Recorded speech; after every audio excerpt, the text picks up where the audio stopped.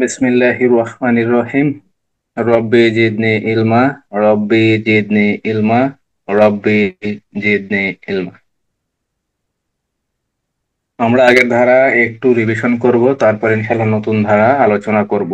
বেশি না, 5টা 6টা করে ধারা আলোচনা করব দৈনিক। আগের ধারা সম্পূর্ণ আলোচনা করব না, রিভিশন করব না। ধারা 76 থেকে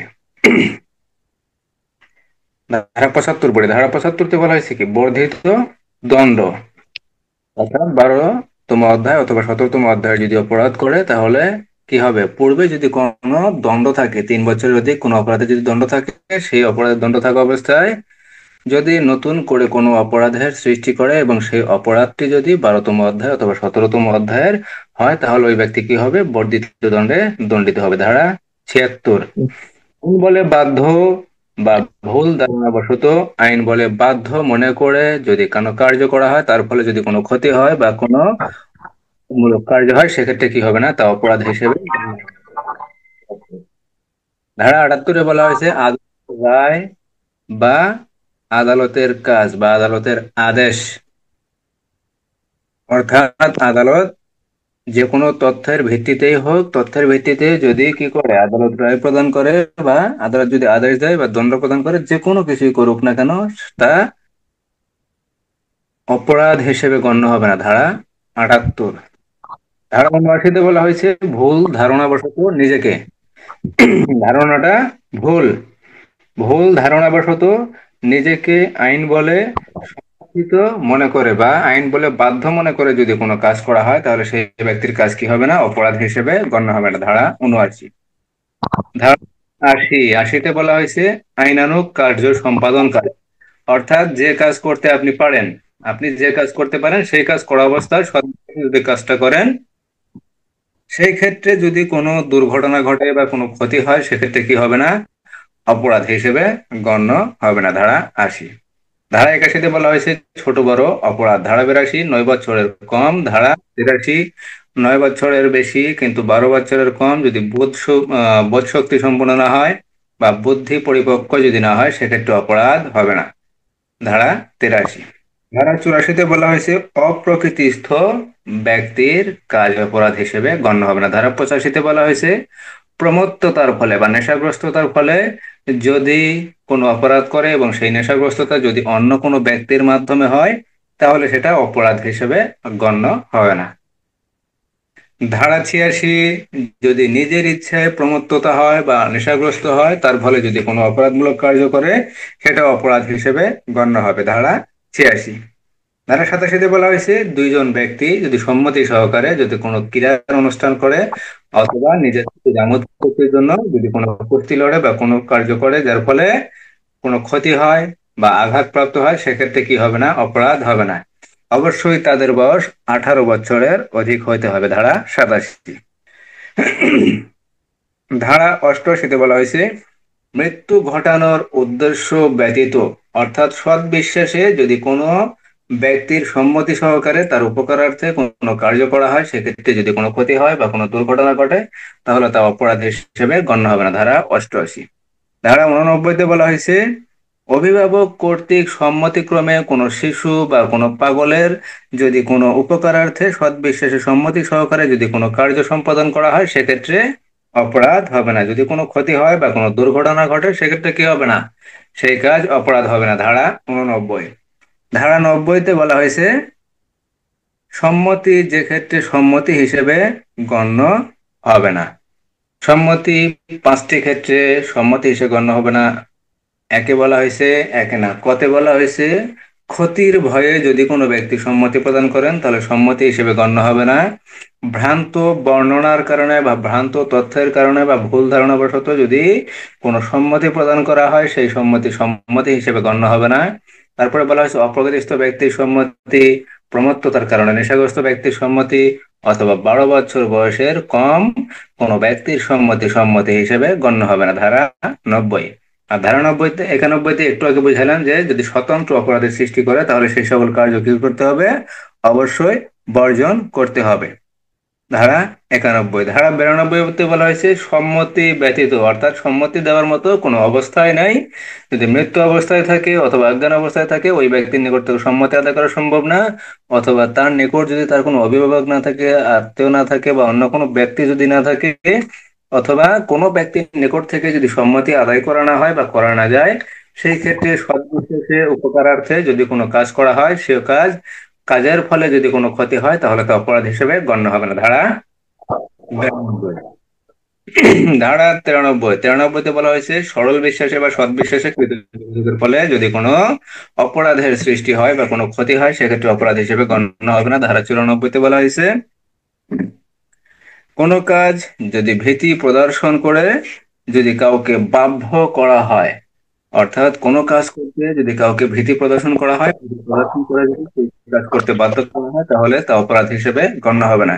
কিন্তু সে নিজের ইচ্ছায় যদি যে আবার সেই কাজটা করে তাহলে সেটা আবার অপরাধ হিসেবে গণ্য হবে। ধারা 94। ধারা 95 সামান্য ক্ষতিকারক কাজ অপরাধ হিসেবে গণ্য হবে না। ধারা 96 তে বলা হয়েছে আত্মরক্ষার ব্যক্তিগত অধিকার। আত্মরক্ষার ব্যক্তিগত অধিকার। ধারা 97 তে বলা হয়েছে শরীর ও সম্পত্তি সম্পর্কিত আত্মরক্ষার ব্যক্তিগত অধিকার প্রয়োগ। ধারা 97 এক একে বলা হয়েছে কি শরীর সম্পর্কিত, অর্থাৎ 99 ধারার শর্ত সাপেক্ষে কি করা যাবে, শরীর সম্পর্কিত যদি কোনো আঘাত হয় নিজের উপর অথবা অন্য কোনো ব্যক্তির উপর তাহলে সেটা কি করা যাবে, প্রতিহত করার জন্য আত্মরক্ষার ব্যক্তিগত অধিকার প্রয়োগ করা যাবে।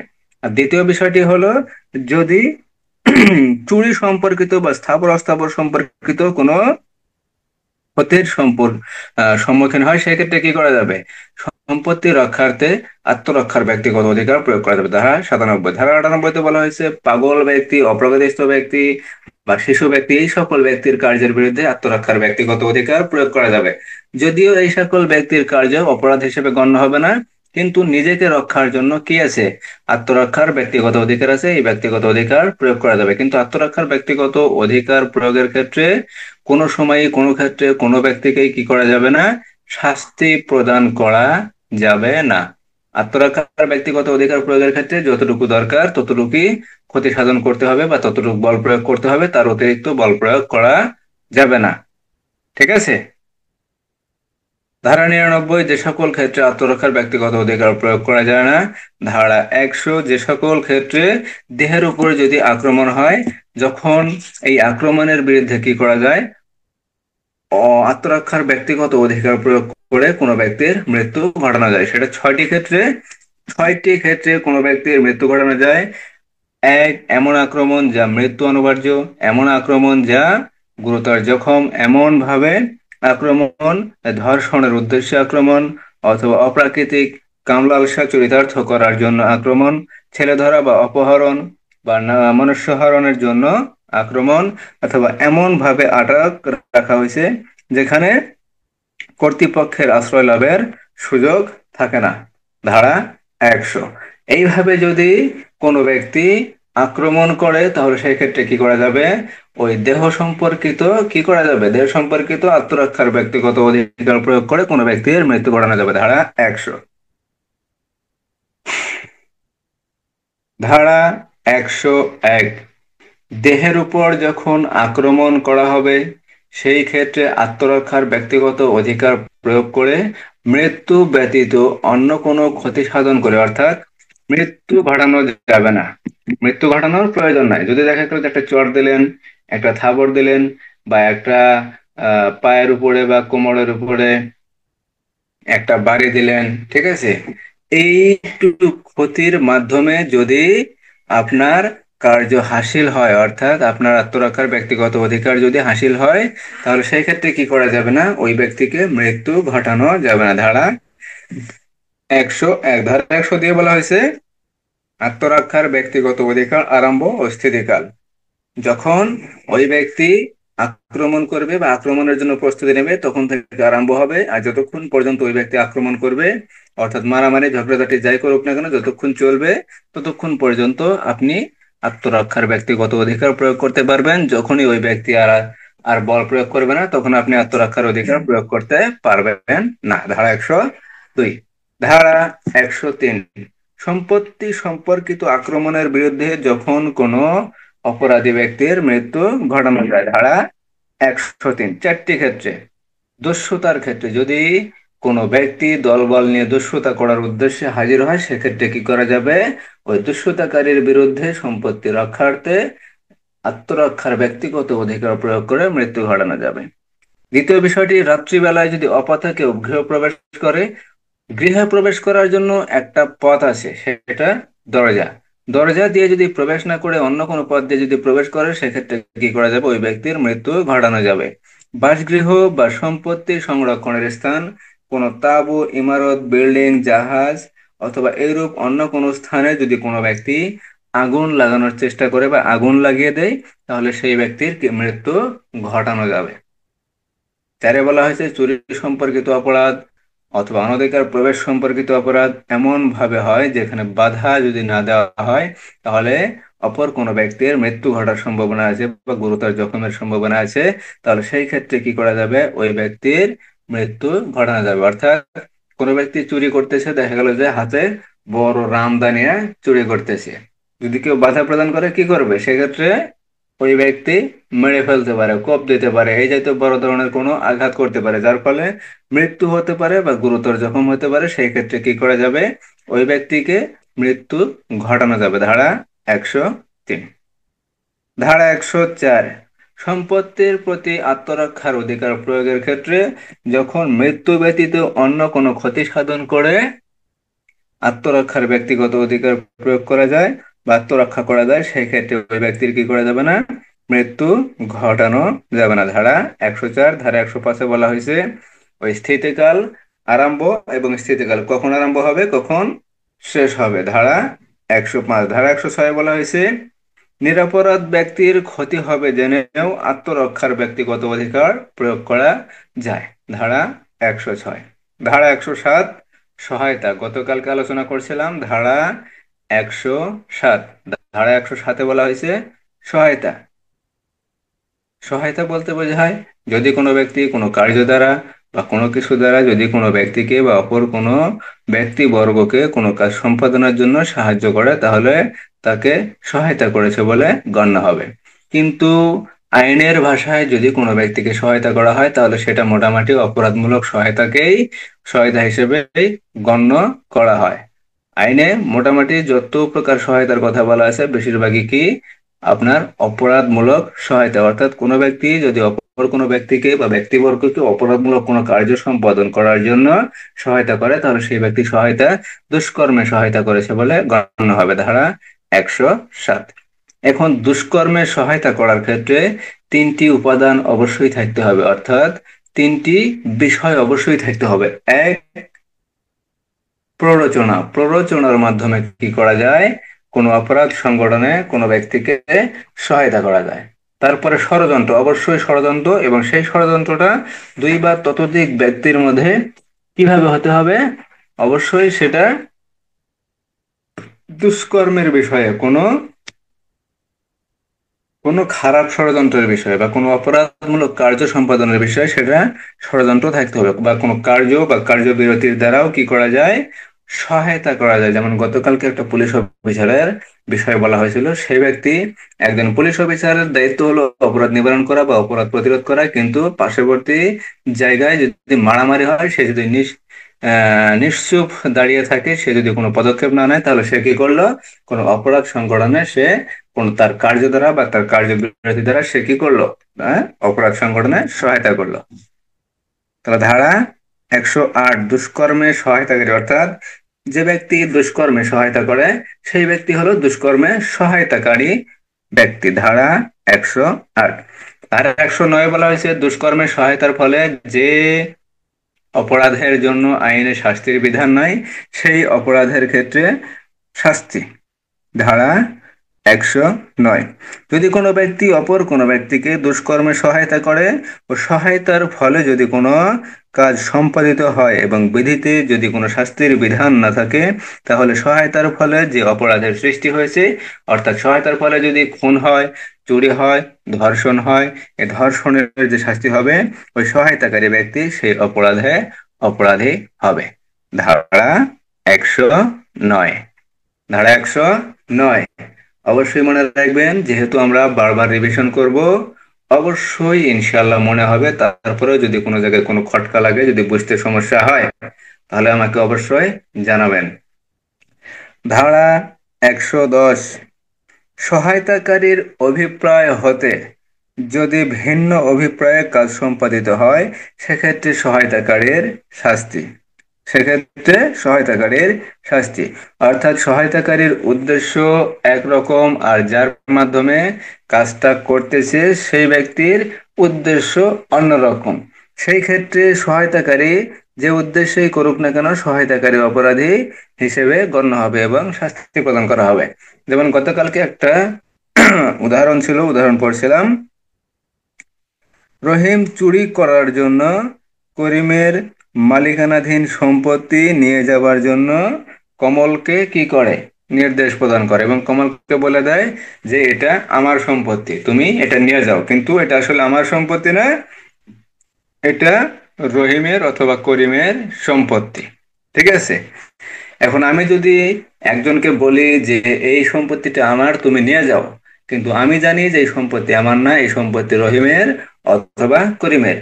এখন আমি যাকে অর্ডার দিছি সে জানে যে এই সম্পত্তি তার, তার নির্দেশ ক্রমে আমি এই সম্পত্তিটা নিয়ে যাইতেছি, এখানে তার কোনো অপরাধ হবে না।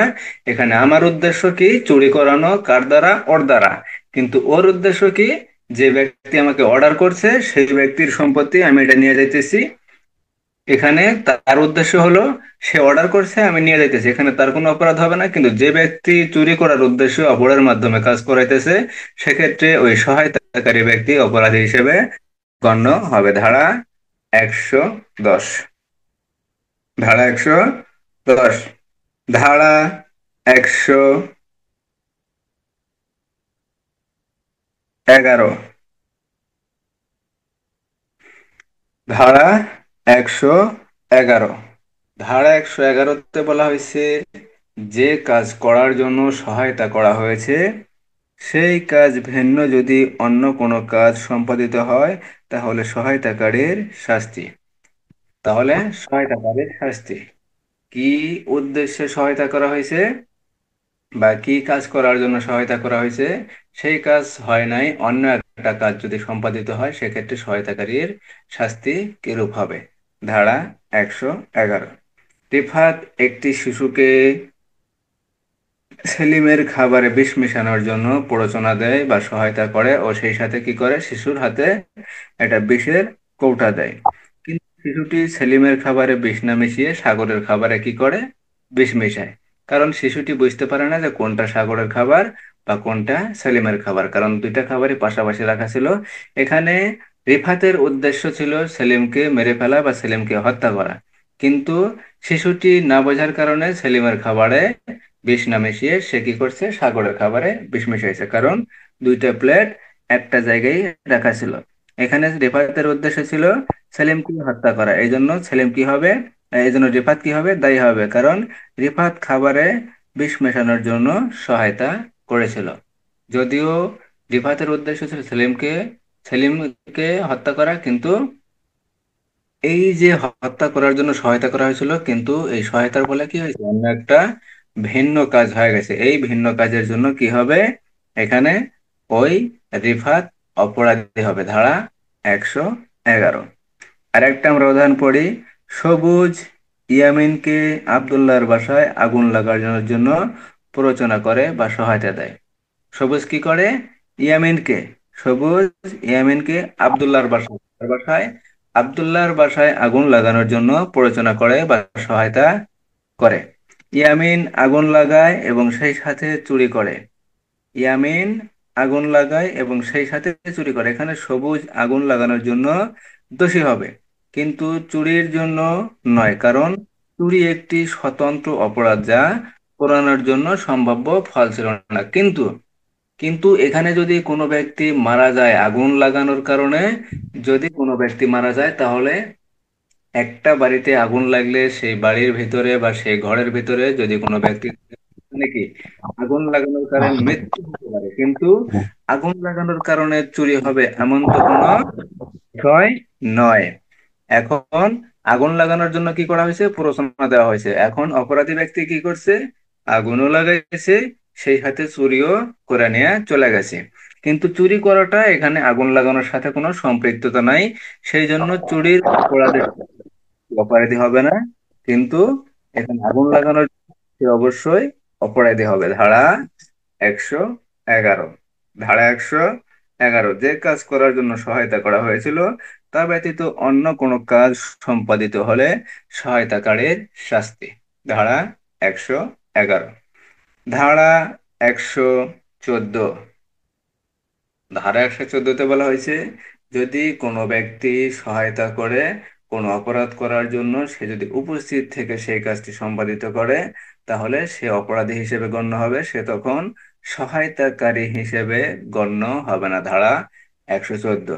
অর্থাৎ আমি একজন ব্যক্তিকে কোনো অপরাধ করার জন্য আমি একদল ডাকাতকে কোনো অপরাধ করার জন্য পরামর্শ দিলাম, সহায়তা করলাম, কি দিয়ে, মনে করেন যে আমার গাড়ি দিয়ে অথবা আমার অস্ত্র দিয়ে কি করলাম, আমি তাদেরকে সহায়তা করলাম। এখন দেখা গেল ডাকাত দলের সদস্যদের আমি আমার গাড়িতে করে তাদেরকে চালায় নিয়ে আমি ডাকাতির জন্য তাদেরকে কি করলাম, ওই বাড়িতে যেখানে ডাকাতি করবে সেখানে পৌঁছা দিলাম।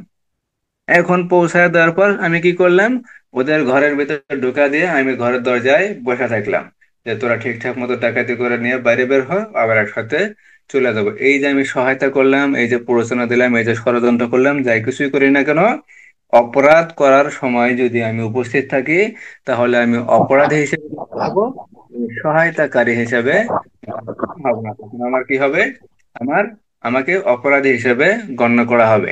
সহায়তাকারীর যে অপরাধ, সেই অপরাধী হিসেবে না, আমি মূল অপরাধী হিসেবে তখন গণ্য হব। ধারা 114, ধারা 114। তাহলে ধারা 114 বোঝা গেল না, বুঝতে কোনো সমস্যা আছে?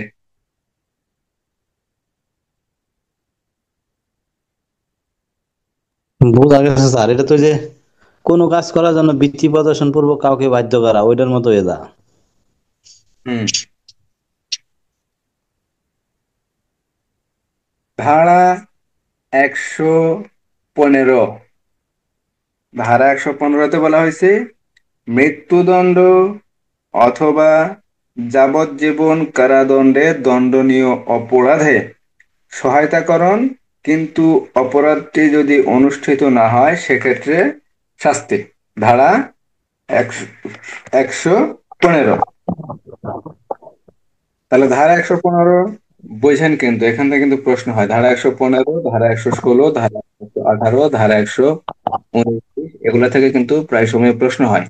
এই সহায়তাকারীর যে চ্যাপ্টার, এখানে 107 ধারা থেকে মোটামুটি 120, 22, 24 যাই থাকুক না কেন, এই যে চ্যাপ্টারটা আছে এখানে কিন্তু প্রশ্ন হয়, প্রায় সময়ই প্রশ্ন হয়। ঠিক আছে। 115 ধারা, প্রথম কথা যেটা বলবো সেটা একটু মাথায় নিন। আপনি এমন একজন ব্যক্তিকে অপরাধ করার জন্য সাহায্য করলেন, যে অপরাধটা সৃষ্টি হলে বা সংগঠিত হলে সে অপরাধের শাস্তি হবে কি, মৃত্যুদণ্ড অথবা যাবজ্জীবন সশ্রম কারাদণ্ড। এখন মনে করেন আপনি আপনার পরিচিত কোনো বন্ধুকে বললেন যে অমুক একটা মেয়ে আছে, মেয়েটাকে ধর বা ধর্ষণ কর। অথবা দেখা গেল যে আপনার বন্ধু কোনো মেয়েকে পছন্দ করে, কিন্তু মেয়েটি ওই আপনার বন্ধুকে কি করে না, পছন্দ করে না। এখন আপনি বুদ্ধি দিলেন বা আপনি বললেন যে আমি তো সাহায্য করতেছি, যা যা করা লাগে, তুই ওই মেয়েকে তুলে নিয়ে এসে ধর্ষণ কর। এখন ধর্ষণের শাস্তি কি, ধর্ষণের শাস্তি মৃত্যুদণ্ড। এখন ওই ছেলে যদি ওই মেয়েকে তুলে নিয়ে এসে যদি ধর্ষণ যদি সংগঠন করতে না পারে, আপনি সাহায্য করছেন কিসের জন্য, ধর্ষণের সাহায্য করছেন। অর্থাৎ অপরাধের শাস্তি কি, মৃত্যুদণ্ড অথবা যাবজ্জীবন সশ্রম কারাদণ্ড। কিন্তু ওই বন্ধু করলো কি, সে ধর্ষণ করতে পারলো না, অর্থাৎ ধর্ষণের যে অপরাধটা, সেই অপরাধটা সংগঠিত হইল না। এই ক্ষেত্রে যে ব্যক্তি সহায়তা করছে তার শাস্তি কিরূপ হবে, তার শাস্তি কিরূপ হবে। কোনো ব্যক্তি মৃত্যুদণ্ড বা যাবজ্জীবন কারাদণ্ডে দণ্ডনীয় কোনো অপরাধ অনুষ্ঠানের সহায়তা করে এবং উক্ত ব্যক্তির সহায়তার ফলে অপরাধটি অনুষ্ঠিত না হলেও তিনি কি হবেন, অপরাধী হবেন। অর্থাৎ যে ব্যক্তি সাহায্য করছে সে ব্যক্তি অপরাধী হবে। ধারা 115। সে ব্যক্তির শাস্তি কি হবে? 7 বছর পর্যন্ত কারাদণ্ড অথবা অর্থদণ্ড অথবা উভয়দণ্ড। ধারা 115।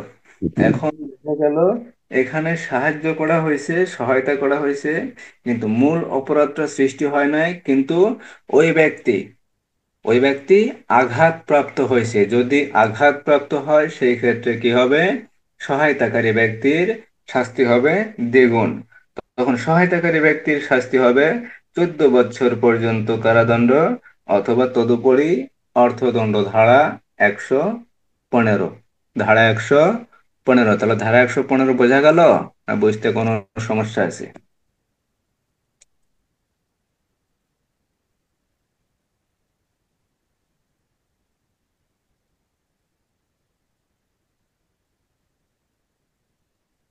বোঝা গেছে স্যার। যে ক্ষেত্রে কোনো ব্যক্তি মৃত্যুদণ্ডে বা কারাদণ্ডে দণ্ডনীয় অপরাধ অনুষ্ঠানে সহায়তা করে এবং সেই ব্যক্তির সহায়তার ফলে উক্ত অপরাধ অনুষ্ঠিত হয়, সেক্ষেত্রে সহায়তাকারী মৃত্যুদণ্ডে বা কারাদণ্ডে, যাবজ্জীবন কারাদণ্ডে দণ্ডনীয় হবে। অর্থাৎ এখানে বলা হয়েছে কোনো ব্যক্তি যদি অপর কোনো ব্যক্তিকে মৃত্যুদণ্ডে অথবা যাবজ্জীবন কারাদণ্ডে দণ্ডনীয় কোনো অপরাধে যদি সাহায্য করে, তাহলে সেই সাহায্যের ফলে যদি অপরাধটা সৃষ্টি হয় বা অপরাধটা সংঘটিত হয়, তাহলে সহায়তাকারী ব্যক্তি কি হবে? মৃত্যুদণ্ড অথবা যাবজ্জীবন কারাদণ্ডে দণ্ডনীয় হবে। আবার বলা হয়েছে কোনো ব্যক্তি মৃত্যুদণ্ডে অথবা কারাদণ্ডে দণ্ডনীয় অপরাধ অনুষ্ঠানে সহায়তা করে, কিন্তু সেই ব্যক্তির সহায়তার ফলে উক্ত উক্ত অপরাধটি যদি অনুষ্ঠিত না হয় বা সংঘটিত না হয়, তাহলে সে সহায়তার জন্য এই আইনে শাস্তির যদি বিধান পাওয়া না যায় সেই ক্ষেত্রে কি হবে? অর্থাৎ শাস্তির যদি বিধান না থাকে, তাহলে কি করতে হবে? ওই সহায়তাকারী ব্যক্তি 7 বছর কারাদণ্ডে দণ্ডিত হবে এবং অর্থদণ্ডে দণ্ডনীয় হবে। ধারা 115। আবার বলা হয়েছে কোনো ব্যক্তির সহায়তার ফলে যদি এমন কোনো কার্য সম্পাদিত হয় যার জন্য সহায়তাকারী দায়ী এবং উক্ত কার্য দ্বারা কোনো ব্যক্তি যদি আহত হয়, সেক্ষেত্রে সহায়তাকারী ব্যক্তি কি হবে? 14 বছর কারাদণ্ডে দণ্ডনীয় হবে। ধারা 115।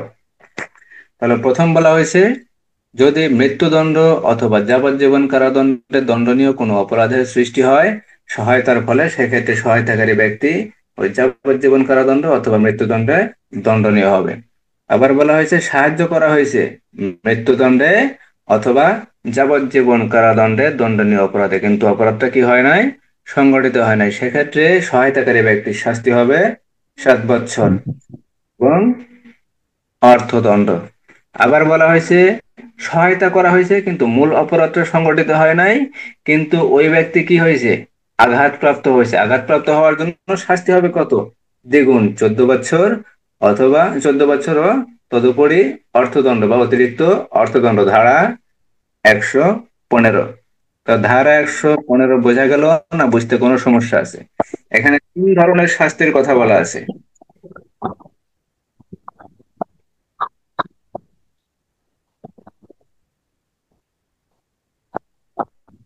বোঝা গেছে স্যার। ধারা 116। ধারা 116। ধারা 116-তে বলা হয়েছে কারাদণ্ডে দণ্ডনীয় অপরাধে সহায়তাকরণ অপরাধটি অনুষ্ঠিত না হইবার ক্ষেত্রে শাস্তি। তাহলে ধারা 115-তে কি ছিল? মৃত্যুদণ্ডে অথবা যাবজ্জীবন কারাদণ্ডে দণ্ডনীয় অপরাধে যদি সহায়তা করা হয়, সেক্ষেত্রে যদি অপরাধের অনুষ্ঠান না হয় বা অপরাধ যদি সংঘটিত না হয় সেক্ষেত্রে শাস্তি। আর ধারা 116-তে বলা হয়েছে কারাদণ্ডে দণ্ডনীয় অপরাধ, অর্থাৎ 1 বছর 2 মাস 3 মাস 1 মাস 9 দিন 3 মাস, ঠিক আছে, অর্থাৎ কারাদণ্ড হবে এরূপ। কোনো অপরাধে যদি সহায়তা করা হয় বা অপরাধ করার জন্য যদি কোনো সহায়তা করা হয় কিন্তু অপরাধ যদি অনুষ্ঠিত না হয় তাহলে শাস্তি। কোনো ব্যক্তি কারাদণ্ডে দণ্ডনীয় কোনো অপরাধ অনুষ্ঠানে সহায়তা করে এবং উক্ত ব্যক্তির সহায়তার ফলে অপরাধটি অনুষ্ঠিত না হলেও তিনি কি হবেন? অপরাধী হবেন। কে অপরাধী হবেন? যে ব্যক্তি সহায়তা করবেন তিনি অপরাধী হবেন। ধারা 116। শাস্তি। উক্ত অপরাধের সহায়তার জন্য শাস্তির যদি কোনো নির্দিষ্ট কোনো বিধান না থাকে, তাহলে সে ব্যক্তি সহায়তার জন্য যে ব্যবস্থিত দীর্ঘতম মেয়াদের 1/4 শাস্তি এবং অর্থদণ্ডে দণ্ডনীয় হবেন। ধারা 116।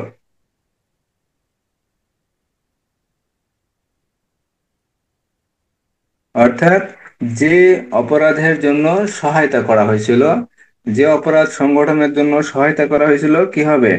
সেই অপরাধের যে শাস্তি আছে সেই শাস্তির 1/4 অর্থাৎ 4/1 শাস্তি হতে পারে, অথবা অর্থদণ্ড বা উভয় দণ্ডে দণ্ডনীয় হতে পারে। ধারা 116। তাহলে ধারা 115তে বলা হয়েছে, যদি কোনো ব্যক্তি মৃত্যুদণ্ড অথবা যাবজ্জীবন কারাদণ্ডে দণ্ডনীয় অপরাধ সংগঠনে সহায়তা করে, কিন্তু উক্ত সহায়তার ফলে যদি অপরাধটা অনুষ্ঠিত না হয় বা সংগঠিত না হয়, সেক্ষেত্রে ওই ব্যক্তির শাস্তি হবে দুই ধরনের। প্রথম বিষয়টি হলো, যদি অপরাধটি অনুষ্ঠিত না হয় এবং কোনো ব্যক্তি যদি আঘাতপ্রাপ্ত না হয়, সেক্ষেত্রে তার শাস্তি হবে 7 বছর। আর যদি অপরাধটি অনুষ্ঠিত না হয় কিন্তু কোনো ব্যক্তি সেই অপরাধের ক্ষেত্রে যদি আঘাতপ্রাপ্ত হয়, তাহলে শাস্তি হবে 14 বছর। ধারা 115।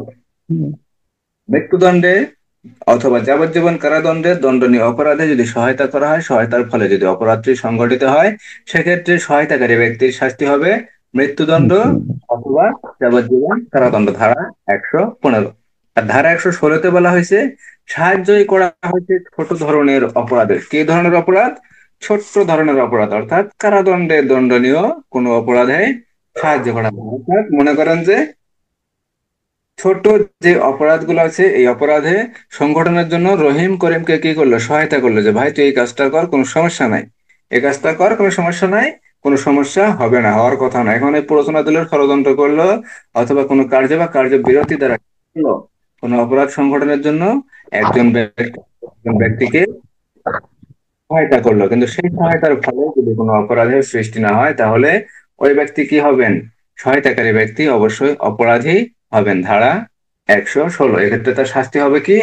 যে অপরাধটা সংগঠন করার জন্য সহায়তা করছিল, সেই অপরাধের যে শাস্তি, সেই শাস্তির 4/1 ওই সহায়তাকারী শাস্তি হিসেবে গণ্য হবে এবং তদুপরি অর্থদণ্ড অথবা উভয় দণ্ডে দণ্ডনীয় হবে।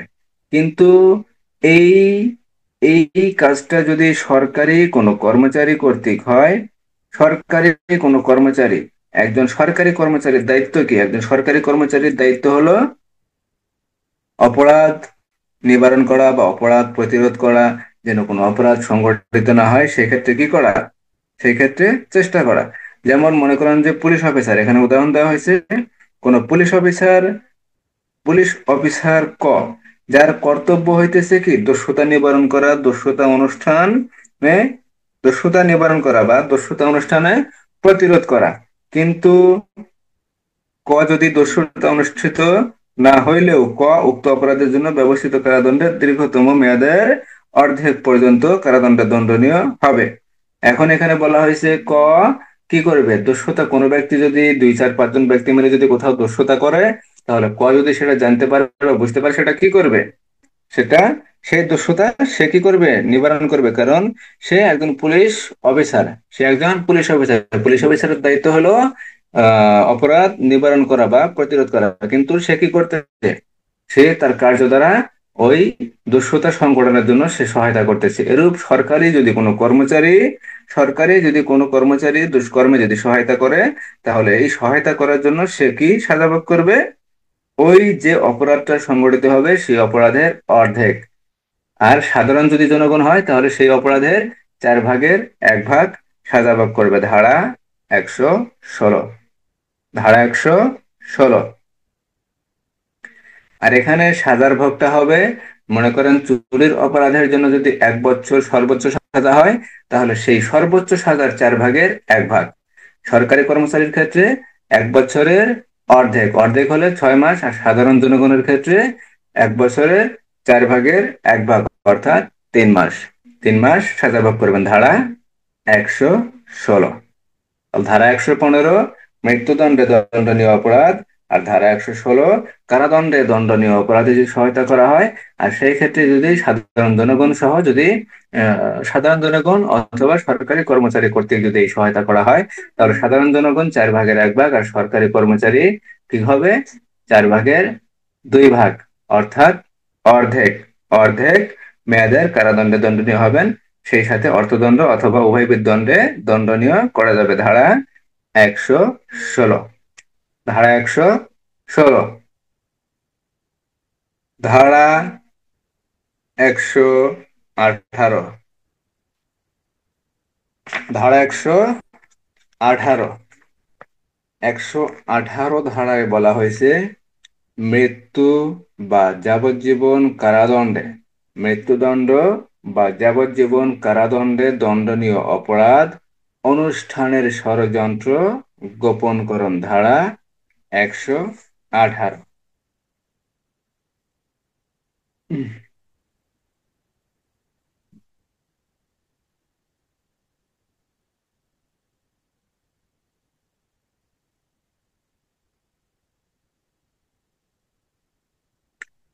যখন কোনো ব্যক্তি মৃত্যুদণ্ড বা যাবজ্জীবন কারাদণ্ডে দণ্ডনীয় কোনো অপরাধ অনুষ্ঠানের পথ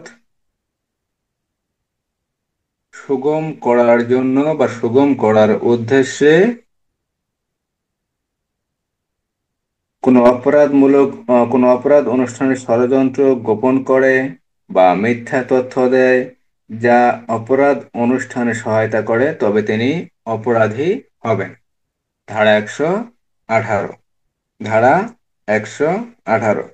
তো ধারা 118-তে বলা হয়েছে যখন কোনো ব্যক্তি মৃত্যুদণ্ড বা যাবজ্জীবন কারাদণ্ডে দণ্ডনীয় কোনো অপরাধ অনুষ্ঠানের ষড়যন্ত্রকে কি করে, গোপন করে।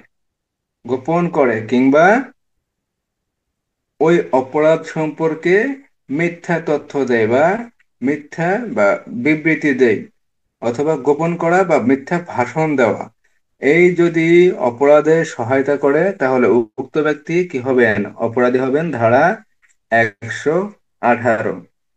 এখানে অপরাধের ষড়যন্ত্র দুই ভাবে দেয়া যায়। একটা হলো অপরাধের ষড়যন্ত্র গোপন করে, আর একটা হলো মিথ্যা অথবা ভুল তথ্য প্রদান করে। মিথ্যা অথবা ভুল তথ্য প্রদান করে। ধারা 118। তাহলে অপরাধের যে ষড়যন্ত্র গোপন করা, এটা কয় ভাবে করা যায়, দুই ভাবে করা যায়। একটা হলো অপরাধের যে ষড়যন্ত্র, এখানে ষড়যন্ত্রের কথা বলা আছে, এই ষড়যন্ত্রটা দুই ভাবে করা যায়। অপরাধের ষড়যন্ত্র একটা হলো ওই অপরাধের বিষয়টি কি গোপন করে, আর দ্বিতীয়ত মিথ্যা তথ্য গোপন করা বলতে প্রকাশ না করা। অপরাধ হবে বা হইতেছে বা সামনে হওয়ার সম্ভাবনা আছে, সেই জিনিসটা আমি প্রকাশ করলাম না, আমার ভেতরে রাখা দিলাম। অথবা অপরাধটা সংগঠিত হবে, আমি বললাম যে অপরাধটা না সংগঠিত হবে না, এই বিষয়ে তো কোনো কিছু শুনি না, এই বিষয়ে তো কোনো কিছু জানি না। বা আপনি বললেন যে না, এই বিষয়ে কোনো অপরাধ হবে না, এই বিষয়ে কোনো কিছুই এলাকায় হবে না, এলাকা ঠিক আছে, এলাকা ভালো আছে। এই যে মিথ্যা বিবৃতি দেওয়া অথবা মিথ্যা তথ্য দেওয়া, এই মিথ্যা তথ্য অথবা মিথ্যা বিবৃতির ভিত্তিতেও আপনি কি করতে পারেন, কোন অপরাধের ষড়যন্ত্রের গোপন করতে পারেন। কোন অপরাধের ষড়যন্ত্র কি করা যায়, গোপন করতে পারেন, অপরাধের অনুষ্ঠানে ষড়যন্ত্র করতে পারেন। তাহলে অপরাধের ষড়যন্ত্র দুই ভাবে গোপন করা যায়। একটা হলো অপরাধের ষড়যন্ত্র গোপন করে, আর একটা হলো মিথ্যা তথ্য বা ভুল তথ্য দিয়ে। ধারা 118। ধারা 118। তাহলে অপরাধের ষড়যন্ত্র দুই ভাবে গোপন করা যায়। এক, অপরাধের ষড়যন্ত্র গোপন করে, আর মিথ্যা তথ্য দিয়ে। মিথ্যা তথ্য দিয়ে গোপন কিভাবে করা যায়, মনে করেন দুই ভাবে। প্রথম, ভুল বর্ণনা দিয়ে অপরাধের ষড়যন্ত্র গোপন করা যায়। সাতক্ষীরায় ডাকাতি হওয়ার কথা জানে পুলিশকে নড়াইলে ডাকাতির খবর দিলে তাহাকেও এক প্রকার গোপন করা বলা যায়। অর্থাৎ ডাকাতি হওয়ার কথা কোথায়, সাতক্ষীরায়, কিন্তু আপনি তথ্য দিলেন যে ডাকাতি সাতক্ষীরায় না, ডাকাতি হবে নড়াইলে। তাহলে এই যে ভুল যে তথ্য দিলেন, এই তথ্যের মাধ্যমে কি করা যায়, গোপন করা যায়। অথবা প্রকাশ না করে, প্রকাশ না করে, প্রকাশ না করে কিরূপ?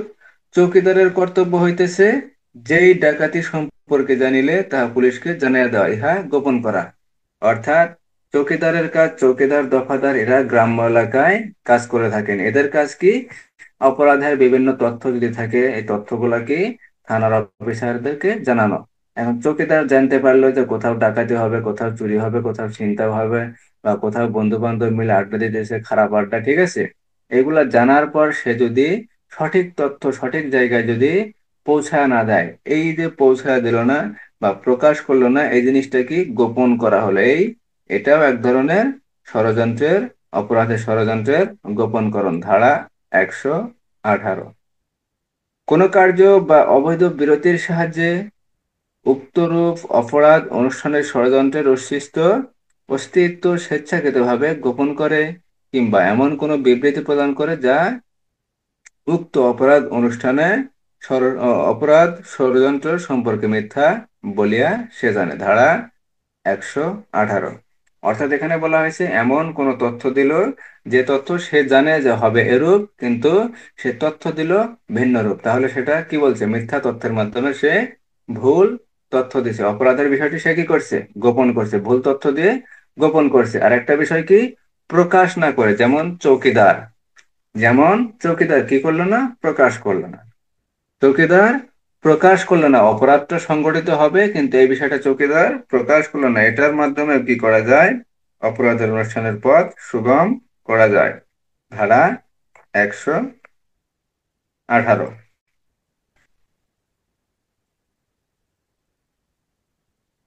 তাহলে ধারা 118-তে বলা হয়েছে মৃত্যু অথবা যাবজ্জীবন কারাদণ্ডে দণ্ডনীয় অপরাধ অনুষ্ঠানের ষড়যন্ত্র গোপনকরণ। এই গোপনকরণ কয়ভাবে করা যায়? দুই ভাবে করা যায়, দুই ভাবে। একটা হলো ভুল তথ্য দিয়ে বা মিথ্যা তথ্য দিয়ে বা মিথ্যা বিবৃতি দিয়ে, আর একটা হলো প্রকাশ না করে, আর একটা প্রকাশ না করে। যেমন দুইটা উদাহরণ এখানে দেওয়া হয়েছে। একটা উদাহরণ, মনে করেন রহিম জানে ডাকাতি হবে, সিরাজগঞ্জ সদর থানায়, কিন্তু রহিম তথ্য দিল যে না, ডাকাতি সিরাজগঞ্জ সদর থানায় হবে না, ডাকাতি হবে সিরাজগঞ্জ শাহজাদপুর থানায় বা থানা এলাকায়। এই যে ভুল তথ্য দিল, এই ভুল তথ্যের মাধ্যমে কি অপরাধের বিষয়টি সে গোপন করলো বা অপরাধের ষড়যন্ত্রের বিষয়টি সে গোপন করলো। আর একটা বিষয় বলা হয়েছে যে প্রকাশ না করে ডাকাতি হবে, মনে করেন যে সদর থানায়, সিরাজগঞ্জ সদর থানায়, এই বিষয়টি কি?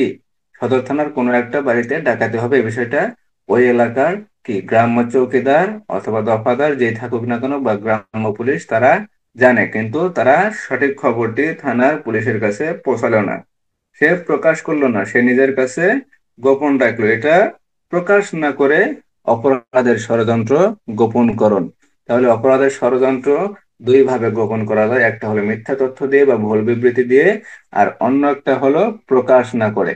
অন্যটা হলো প্রকাশ না করে, ধারা 118। ধারা 118। ধারা 119।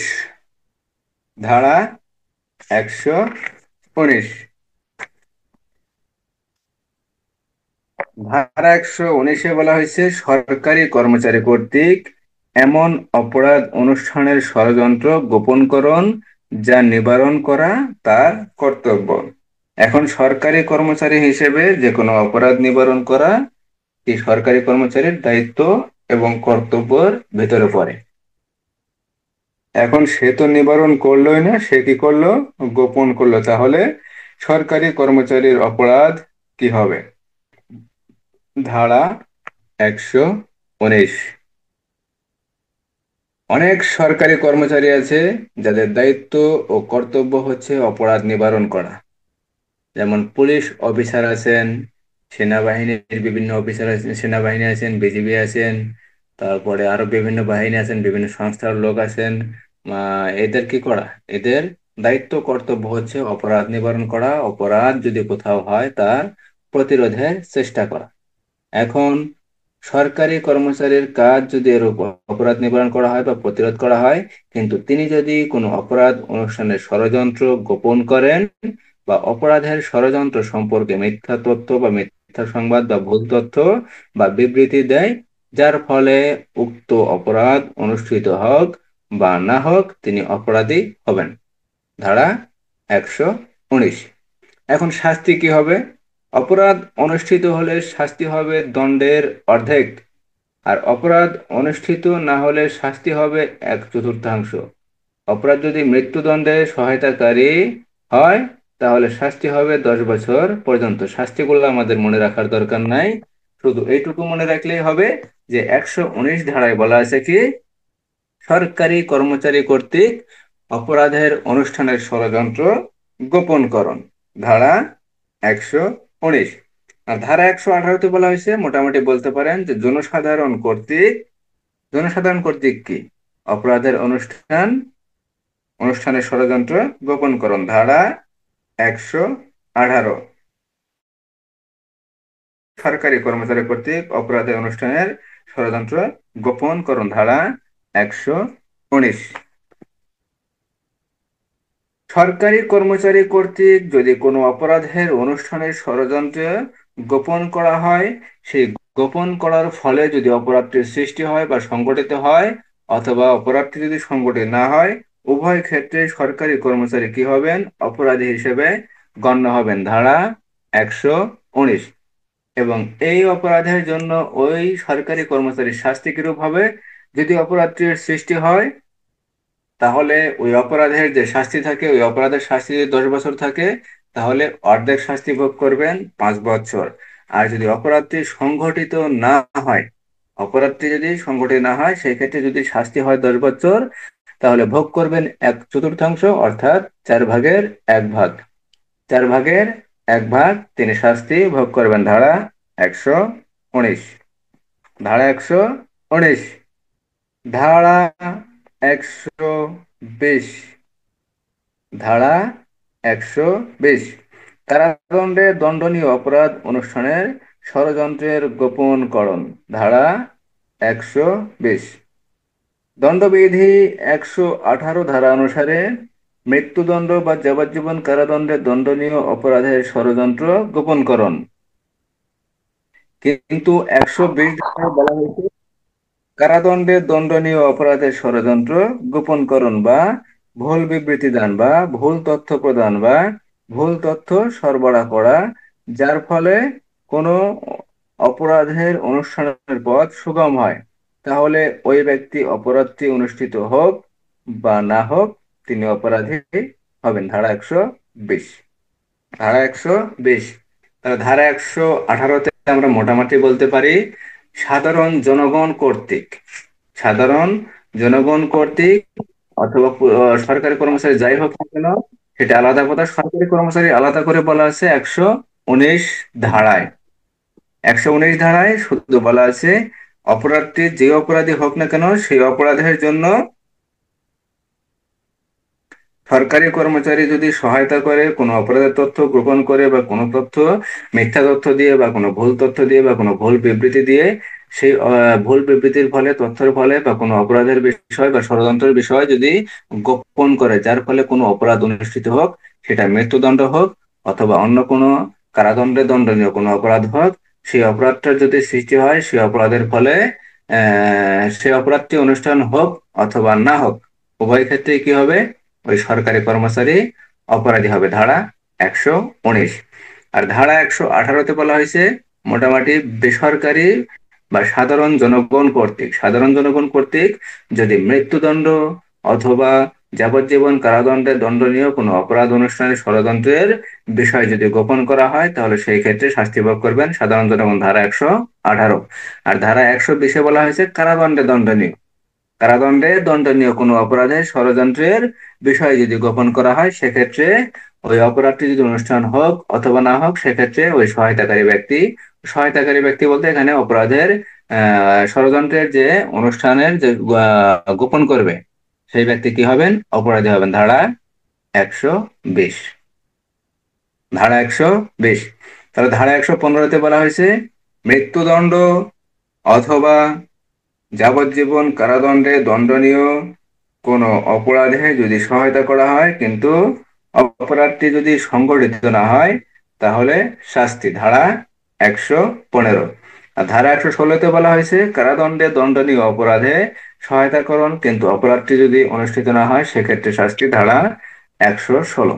ধারা 118-তে বলা হয়েছে মৃত্যুদণ্ড অথবা যাবজ্জীবন কারাদণ্ডে দণ্ডনীয় কোনো অপরাধের ষড়যন্ত্র যদি গোপন করা হয় সেক্ষেত্রে অপরাধের শাস্তি অপরাধটি সংগঠিত হোক অথবা অপরাধটি সংগঠিত না হোক উভয় ক্ষেত্রেই যে ব্যক্তি অপরাধের ষড়যন্ত্রের বিষয়টি গোপন করবে অথবা ওই অপরাধের ষড়যন্ত্রের বিষয়ে মিথ্যা তথ্য দেবে, মিথ্যা বিবৃতি দেবে, ভুল তথ্য দেবে বা ভুল কোনো তথ্য প্রদান করবে, তাহলে সেক্ষেত্রে ওই ভুল তথ্য প্রদানের ক্ষেত্রে যদি অপরাধটি সংগঠিত হোক অথবা না হোক উভয় ক্ষেত্রেই ওই ব্যক্তি কি হবেন? অপরাধী হবেন। ধারা 118।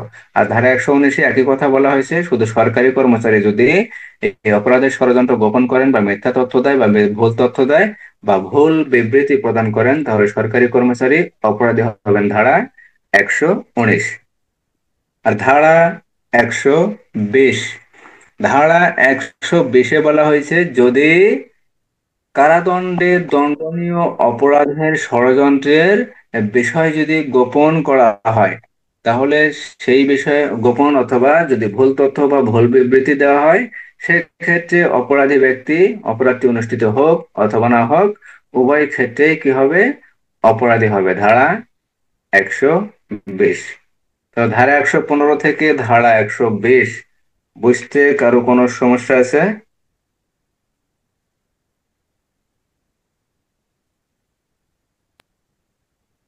সমস্যা নাই স্যার, বুঝতে পারছি।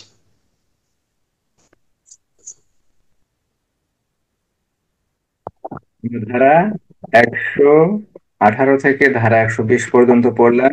অপরাধের অপরাধের ষড়যন্ত্র। অপরাধের কি? ষড়যন্ত্র।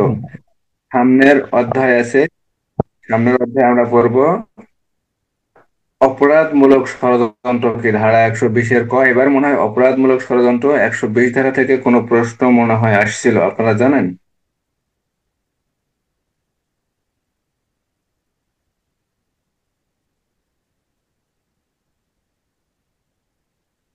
জানি না স্যার, কি প্রশ্ন ছিল?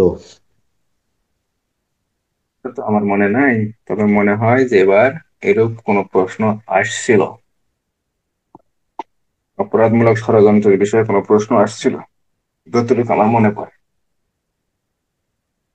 যাই হোক, সমস্যা নাই, প্রশ্ন আসুক না আসুক আমাদের জানা দরকার, আমরা ইনশাল্লাহ জানবো। সামনের দিকে আর যাব না 5টায় থাকবে? থাক স্যার, ফার্স্টটাই থাক। 5টায় থাক, আমাদের পর্যাপ্ত সময় আছে, ইনশাল্লাহ কোনো সমস্যা স্যার, নাই। আমরা আচ্ছা, এক ধারা থেকে 120 ধারা পর্যন্ত, এক ধারা থেকে 120 ধারা পর্যন্ত কোন ধারায় কোনো সমস্যা আছে বা কোনো প্রশ্ন?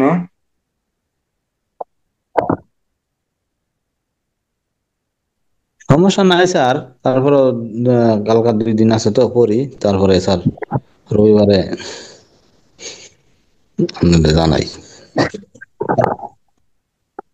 ও, আরেকটা কথা বলি, আমি আগামীকালকে হয়তো দুপুরে চলে যাব, সকালের ক্লাসটা ইনশাল্লাহ হবে।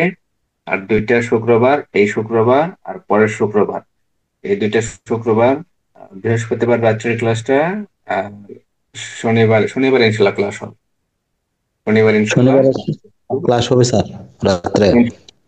সকাল থেকে ইনশাল্লাহ চেষ্টা করব, কারণ যাচাই করে আসার পরে মাথা করে তো ঝামেলা করতে হয়।